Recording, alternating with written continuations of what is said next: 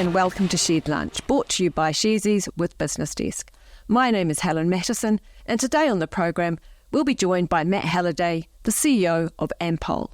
Now, Ampol is the Australian fuel retailer which scooped up Z Energy back in May 2022, and Z Energy delisted from the share market.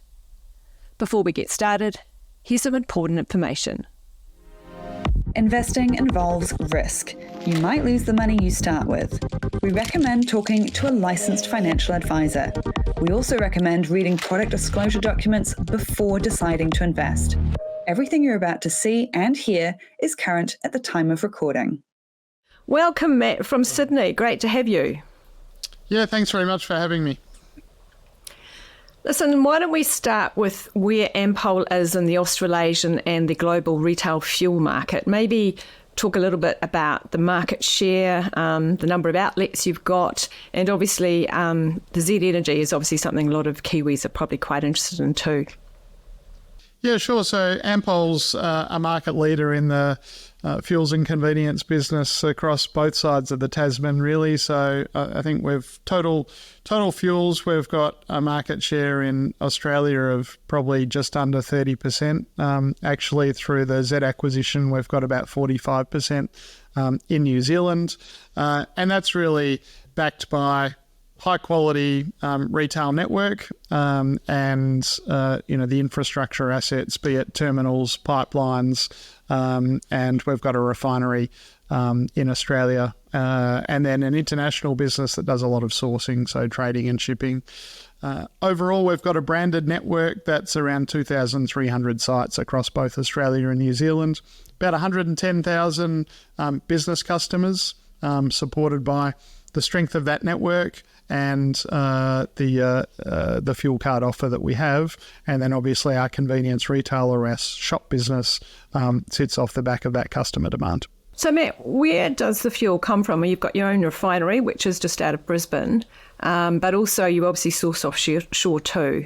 Yeah, so we do. We have a refinery in Brisbane, so that is one of only two that remain now in Australia, and that refinery, give or take, produces about 6 billion litres it is, and in Australia in total we sell about 15 billion litres of fuel. So if you take those maths, we need to import about 9. We produce about 6 ourselves, and obviously New Zealand's now moved to a full import market, which is where we saw with our capability we could bring some value and additional kind of supply security to the New Zealand market. Z's at about 4 to 4.5 billion litres as a business, and that is all now imported. Let's focus a bit on Z Energy. That acquisition now, I think, is the first time you've had sort of the full 6 months of that contribution for the bottom line. But let's perhaps just walk back a bit and see, when you took the company over and what that's meant for your network. Yeah, so we completed the acquisition, I think it was in May last year, and two key reasons that I thought that deal made sense. Number one, that I touched on a little bit earlier, was New Zealand was moving to a full import market, and so how efficiently that demand is sourced offshore fit very well with our trading and shipping operations that had been established in 2013, 2014. So I've now been running for about 10 years. We've got about 120 people in Singapore, around 10 people in Houston. And, we're now thinking about establishing a presence in Europe as well. So we do have a lot of capability in terms of the scale and sourcing in region.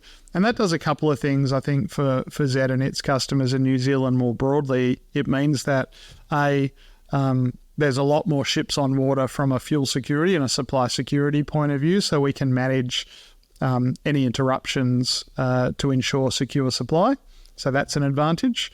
And the second advantage is when you take that additional, for Z, 4 or 4.5 billion litres into our system, it gives us a lot more scale to apply our capability to in terms of sourcing, freight optimization, storage, leveraging infrastructure assets on both sides of the Tasman, and blending. So all of these things that are part of our toolkit, if you like, to add value, we saw that shift, demand position, if you like, and we saw that we could add some value to that, and that is playing out for us, in the way that we expected it would.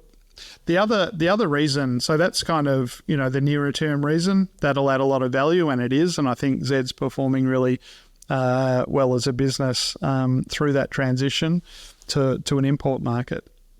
The other reason, though, is the energy transition. And I mentioned this earlier that where we trade at the moment as a business is pretty much as a sunset business. So fuel declines over time, and earnings. We attract a low multiple on our earnings because we do trade as a sunset business. Now, fuel's going to be around for a long time because the transition necessarily will take some time. But what I really like long term is that the customer position and the network and the physical assets that these companies have are going to play a really important role in the transition. E-mobility and charging is the most obvious opportunity, and we are getting on with rolling out a fast charging network across both sides of the Tasman. But I think that's a really attractive opportunity, and we get the opportunity to do it once as part of the Ampol group.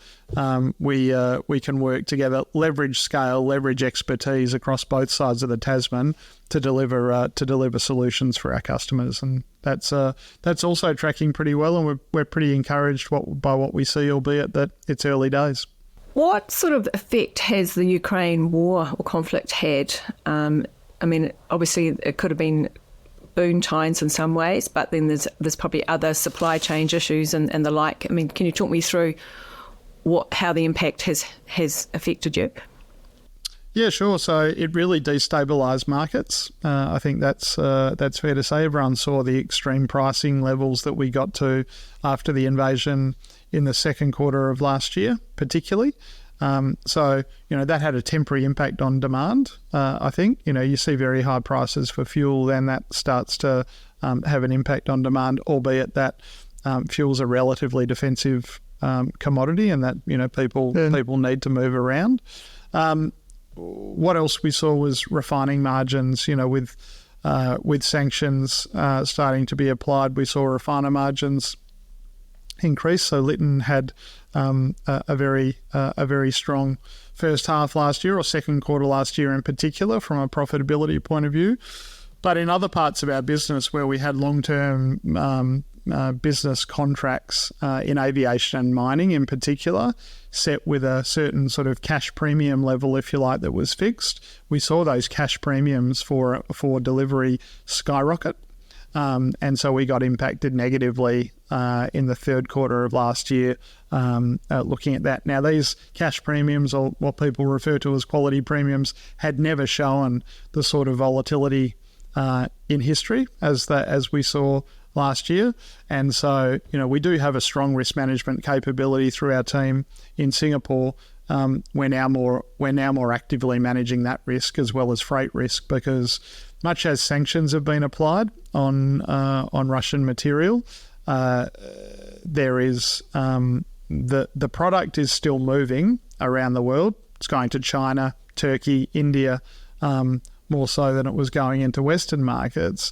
But what you're seeing now is freight routes have been reset, and it's put some more pressure on freight rates. And so we when we look out, we're now more actively managing some of those risks that we didn't manage as proactively previously. One thing too, Matt, I wanted to understand is we talked obviously about the origins with Z Energy and the like, but where does Caltex fit in? Because I understand that you manage those outlets as well here in New Zealand. In New Zealand, yeah. So that's right. I think so Caltex is a Chevron brand. It's licensed to Z. And Z bought the Chevron business, or the Caltex business in New Zealand, I think it was in 2015 or 2016 or something like that. So it's part of the Z group and is an important part of our business. We tend to look at Z as, the strong brand that Z has, but then it has another end of the network where, we'll look at a different customer segment and increasingly trial an automated offer, which obviously Gull and others have made popular in the New Zealand market. And we see that with the quality of the network that we have, we can actually use the Caltex brand to start to roll out, on the more an offer at the more discounted end of the market. Just looking at your results released quite recently, first of all, perhaps if we step back a moment and think about the Z contribution, I understand it is actually probably quite small in the scheme of things with Ampol, so maybe just getting some idea of the scale and the kind of where it sits. Yeah, so Z within Ampol, I think, would be in the order of 20%, give or take, of earnings. So it's a very material part of the Ampol business. The one part of our business that will move around a bit from an earnings point of view is the refinery, and the refinery had a softer half. Because the first half last year, as I mentioned a little earlier, was very strong with extremely strong refining margins, and we also had an outage at the refinery in the second quarter of this year. So just looking at those results, though, you talk about the outage, and obviously the great performance last year. You had the outage this year that sort of had an effect, as it were. I see that the profit was down 26%. How much does that's the core profit, how much does that, because of the refinery outage, are there other factors there? When we look at the net profit, that's 79.1 million. That's a big change from last year. Just wondering to be able to explain to retail investors how the numbers work and what has impacted that result. Yeah, so aside from the refinery, where certainly refinery margins have come down a lot, but they were softer in the second quarter this year. They've subsequently recovered quite strongly, but we had the outage and kind of more normal margins relative to history, if you like. So that's what made Lytton. Lytton was down, I can't remember exactly, but in the order of 80% as a result of that.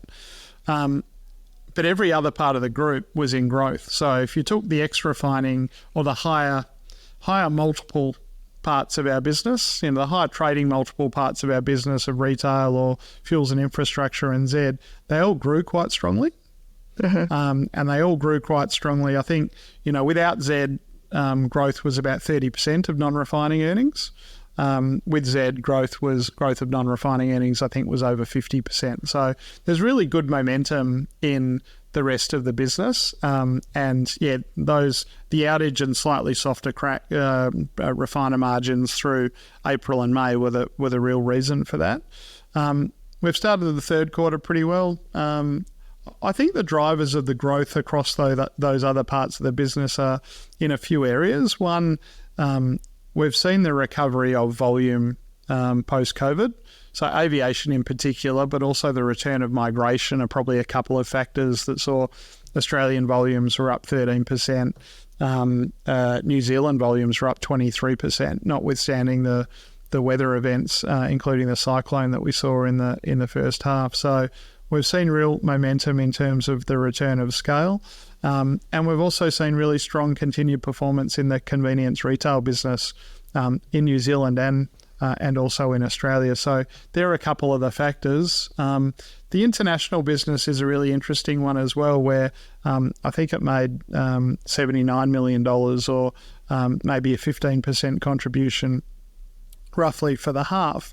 And that is really the capability that I talked to earlier. So we continue to grow the scale of our operation, and New Zealand coming into that trading and shipping business is a part of that. We've established that US office. We're looking to broaden out more geographically. And what that means is our ability to, with more volume in our system, optimize freight, optimize storage, optimize blending, is really adding significant value over and above the New Zealand and Australian P&Ls. What about dividend? I mean, that's slightly down at 95 cents. I think it was $1.20 last year. Is that reflective of what you've just outlined in terms of the refinery and some of those other pressures? Yeah, so we operate a payout ratio. So we'll pay out between 50 and 70% of what we call RCOP NPAT, or replacement cost of sales, operating profit, net profit. So we paid out at 69%, so close to the top end of our range. The fact that the dividend in absolute terms was down related to the refinery not making as much money as it did in the first part of last year. What we did at the full year result that we announced in February this year was we went to the top of our range, so 70% dividend, and then we paid out a special dividend on top of that to reflect the fact that our balance sheet is in a very strong position. I guess always the challenge with a fuel company is that, as you say, there are aspects that are sunset. We're looking at decarbonising and, the EV sector, all that sort of thing, is also something you're looking at, future fuels and the like. But I suppose it's that balance that you have to keep shareholders and stakeholders happy, the consumers, shareholders. That seems a bit of a tightrope, if you like. You're trying to balance both things. And how do you do that? Well, look, I think it is a real balance to get right. I think we have some really strong competitive advantages of a business that we take into transition. Strong market position and relationship with customers. Really strong assets, including our network, our distributed footprint. They're not easy assets to replicate, especially when you take Australia and New Zealand, where real estate is not cheap. And you also look at the underlying electricity distribution grid, and I think there's real opportunity to make sure you secure, from a charging point of view, grid capacity, because as the EV uptake increases over time, I think we're going to see more and more challenges on that front. So I think there's certainly the opportunity to reinforce the advantages that we have today and take them into the future. So I think we have a really exciting opportunity in front of us, whether it's e-mobility and charging, how that connects into the convenience offer with the customer spending more time on our site, so longer dwell time, if you like. And that's an opportunity for the convenience business. So we're pretty excited by that. Lytton also is an interesting asset in terms of biofuels or renewable fuels, sustainable aviation fuel in particular. So we've got a joint venture with a Japanese company, INEOS. They're the largest company, downstream fuels company in Japan. And they really like Queensland and really like Lytton as a site for the production of sustainable aviation fuel. Japan has just mandated 10% of all aviation fuel in Japan needs to be SAF blended in by 2030. That is an enormously ambitious target, and it means that projects like the project we're talking about in Australia will need to happen. There's a lot of complexity and challenges to work our way through, but I think we've got a really privileged position there to take not only the capabilities but the footprint we have and the proximity to feedstock into what could be a really interesting project there. So I think what we have today is going to be really relevant in the future. That doesn't mean it's not a really tricky course to navigate. And to go back, I think, to the thrust of your question, making sure that we perform safely, reliably for our customers and our shareholders in the near term is really important to having that license to invest and transition and transform the company for the long term, and that's what we're looking to do. And I think when you do look to the result that we announced at our half year, it's a strong performance across multiple aspects of the company. It's a strong dividend, and we're investing in the future. Lots to unpack there, Matt. Just if we go back to sustainable aviation fuel, we've actually had questions from some of the investors we put out to see what people wanted to find out. Obviously from a New Zealand sort of Z Energy perspective. And some of them have asked whether or not sustainable aviation fuel is something that you're still pursuing. So it sounds like you are. And I also know that you did, I think at one stage, have a contract with Air New Zealand. Yeah, so we're actually doing some work, some study work with Air New Zealand and LanzaTech. So that work is ongoing in New Zealand. So it's another example of working together with Z as part of Ampol. We've got a team looking at these different opportunities together rather than looking at them separately, so we can bring that capability together there is no doubt that on the heavy side of transport, the economics of, what the economics look like for decarbonisation of transport are challenging. It's easy to talk about the light passenger side or passenger vehicles because electric vehicles are going to be the solution. That's very obvious. It will take time to play through, and we're looking at how we play our role in that. But when you get to the heavy side of fuels, hydrogen sits there, and we're doing some work around hydrogen, but there are plenty of challenges equally around that. I think, what we observe at the moment on hydrogen is most of the supply chain's capability and capital are currently heading to the US to take advantage of the Inflation Reduction Act. So, we watch, we do some small scale stuff here, and we see what happens in the US, and that will be significant potentially over the next few years. What we do know, though, is for aviation and for, really heavy long-haul transport, advanced biofuels look like an attractive solution, provided you can... Because what they mean is that you can deliver a decarbonisation benefit that is very material. It depends on your feedstock source as to whether it's kind of 70 or 80%. So feedstock is really important to the economics and the decarbonisation. But it's a drop-in solution. So if you're an airline, you don't have to change your whole fleet, your whole maintenance practices, your whole platform of your business. If you're a mining company, you can drop in the fuel, albeit that it has a higher cost associated with it, which it undoubtedly will. But you don't have to change your whole underlying supply chain and production system. So when you look to the challenges of electrifying on the very heavy side or applying hydrogen technology, I think it's going to take some time.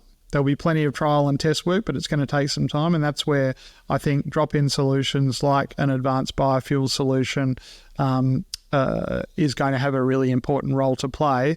On the aviation side, if you start to look at the numbers and what that means, it's governments are starting to mandate, and I gave the Japanese example, and that means that projects need to happen, and so there's going to need to be attractive economics around these projects to make them happen. Just getting back to petrol, everybody's fossil fuel of the moment. It looks like demand in Australia and New Zealand is going to stay for a bit longer than it is in some of the other parts of the developed world. I think you've got projections to 2030. What's behind that? Why can't we move a bit quicker? I think there's a few different reasons at play. I mean, it is stepping up, but if you take Australia, for instance, we haven't had a fuel efficiency standard in place, and the government is now sort of actively has that as part of its policy platform, but it's designing. So what that's meant is that we haven't had access to the full range of electric cars, haven't been a priority market. So Australia and New Zealand in the world scale, as all of the global OEMs are looking to scale up, in the global scheme of things, let's be honest, we're not big countries. And what that means is we haven't been a priority, and policy certainly hasn't helped in terms of the access to vehicles. So that's been one factor. You haven't seen the price of EVs come down sufficiently, but to see the models arrive, but you're starting to see that now. And then there's the age of vehicles. So I think the average age of a vehicle in Australia is 11 years. I think it's 14 years in New Zealand. And so that takes quite a long time to play through the system. The other factor at play is migration. And so the number of people that are coming into both Australia and New Zealand now stepped off a bit during COVID, but is stepping back up a bit now. And so they're all the factors in play that are informing our modelling around fuel demand. Having said that, more and more EV models are starting to arrive, and the OEMs are starting to prioritise the Australian and New Zealand markets more. I spent a bit of time up in China a few weeks ago, and it was super impressive, the number of different models and at different price points that are on their way. So Tesla's got some competition coming. Yeah, they certainly do. In my opinion, there's a lot of competition coming. They've done a great job. They've got a great brand, but there's a lot of other models that are going to hit the market. What about EV charging? That's something that you're rolling out in Australia and obviously here in New Zealand. I think is it 14 sites you wanted to have by the end of the year? Perhaps remind me of where that progress is. Yeah, so we are indeed. We think, that's the network coverage, the quality of our network across both sides of the Tasman is something that we can leverage into transition. Fleet customers in particular are really looking for where is the network coverage to enable us to put an EV in the hands of our employee.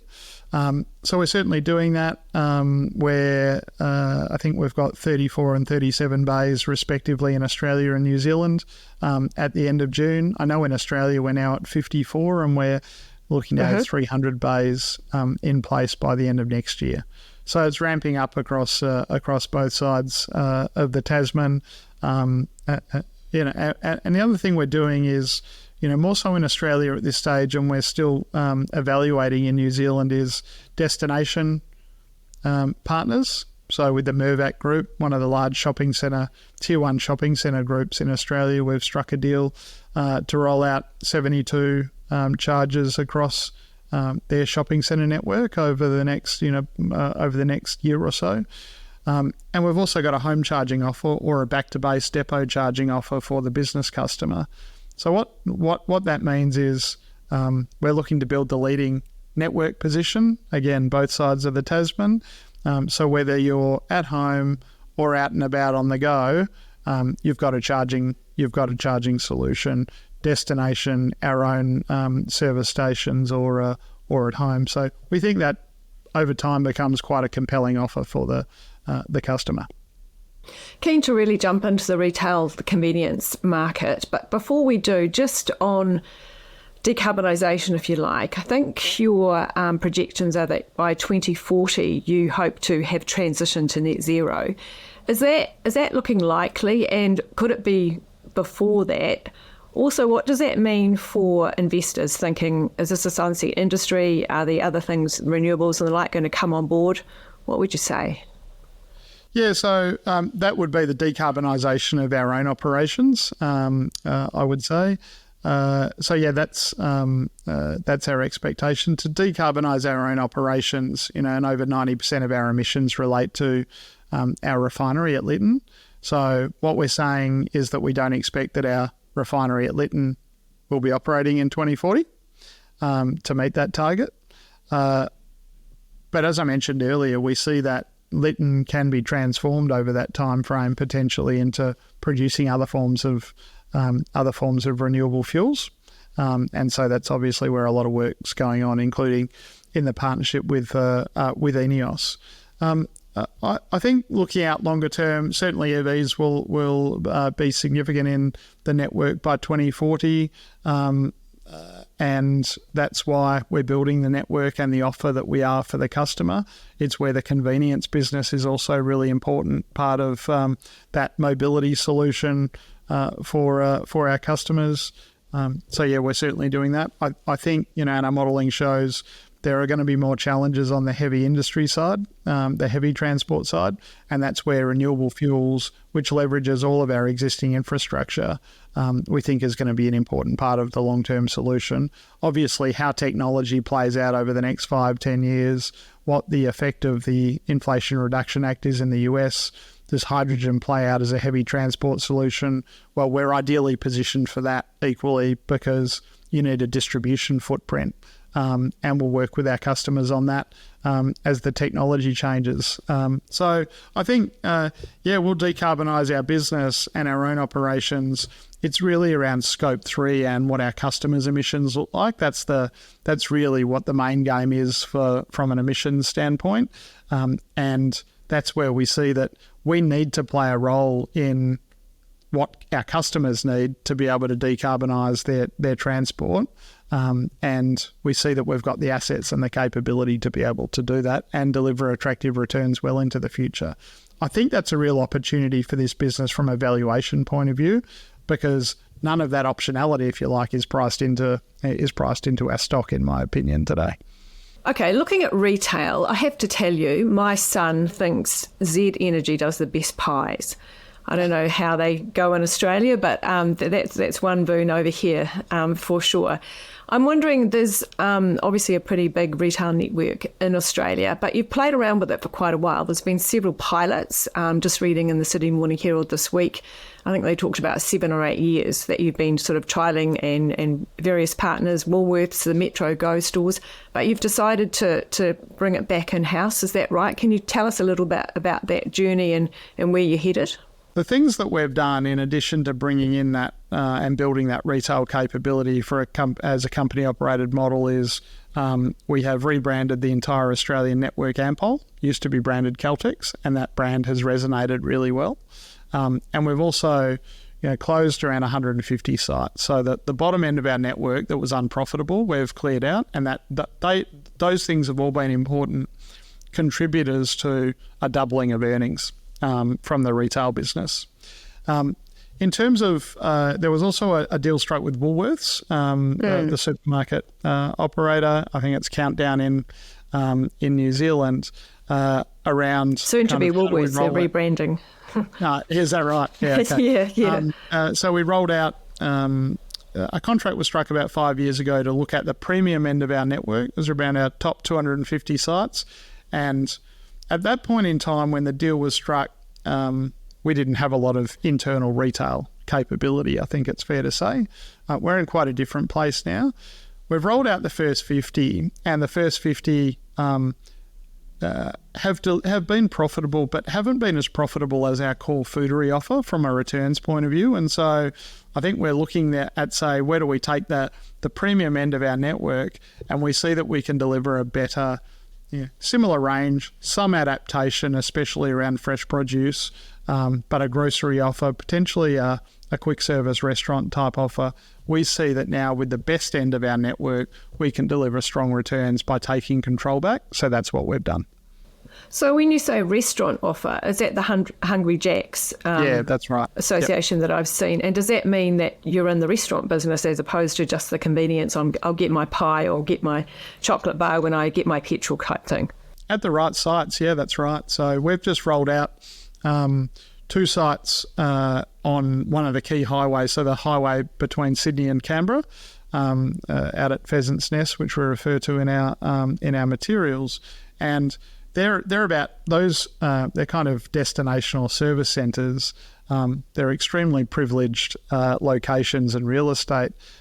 We've got 5 quick service restaurants, our own foodery kind of convenience offer, fuel, and 12 ultra-fast electric vehicle charging bays. So they're kind of, a marquee site, a view of the future. But, we see ourselves moving into getting full value out of the advantage footprint that we have, the foot traffic that we have with our customer, to say, we have the ability to run convenience, but the skill set is very similar, and to maximise the value of our footprint, running quick service restaurants in the right location can actually be quite an attractive contributor to earnings growth.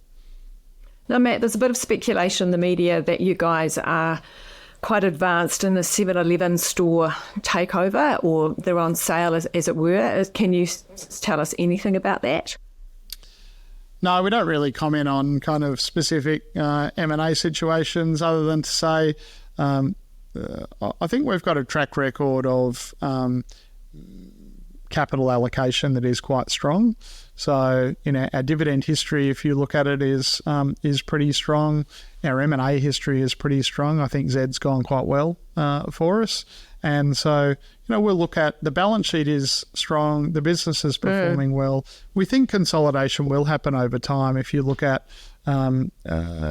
declining fuel over time, as well as the need to leverage network footprint and the future offer for the customer over time. That means we look at stuff, but it has to be compelling on value, and it has to be deliverable from a risk point of view before we'd look to do something. So that's what we would always say, and that's, I think, what we've got a track record of doing.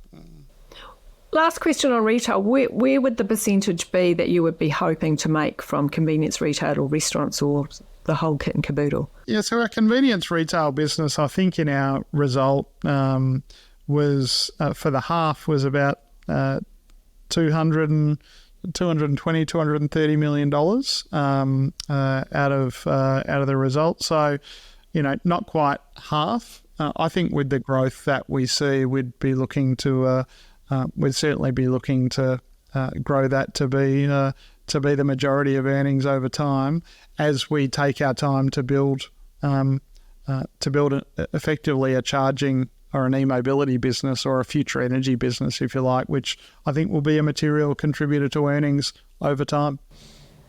Yeah, but it's that time, isn't it, I suppose, and to have something in the interim is probably pretty key. So that's where retail really plays a role, and I think we called it out in our results pack. We've got the convenience retail business in Australia, and then Z has a very strong convenience retail business itself, and together they're quite powerful growth engines for our business in the nearer term, together with the ongoing growth of our international trading and shipping business. They're the real levers of growth for the business before you get to kind of transition around e-mobility, transition around the refinery. Another burning question from investors is, will you be rebranding Z Energy to Ampol? No, we will not. I think Zed's got a really strong brand in market. The team runs quite independently at Zed. They make all the key decisions. That's really important that they're, Zed is for New Zealand. Zed is close to the customer, and we want to get the balance right whereby we can benefit from scale and the advantages that shared capability bring, but we don't want to go to a kind of multinational approach, which means everything runs in one way and you have a uniform brand. That's not what we're about, and so there's no intention to change the Zed brand. In terms of the retail shareholders, I know there were quite a few on our platform anyway, Z Energy holders, and obviously with the change, they was delisted, so they didn't have that option anymore. Was there any offers for them, or how did it work out if you were a shareholder? Yeah, so at the end of the day, the offer and the takeover was a cash deal, but we do have a New Zealand listing. Yes, yeah. So there is the opportunity for shareholders to jump in and buy Ampol shares on the NZX, we think we've just put out our results, so we've spoken about a number of different parts of the business. I think we've got a pretty exciting story at a pretty attractive valuation given where we sit today. Thanks, Matt, and we really appreciate your insights today, and thanks everyone for joining in. If you're not following the podcast, please do so on Apple or Spotify, and do leave us a comment about what you'd like to hear about next. Enjoy the rest of your week.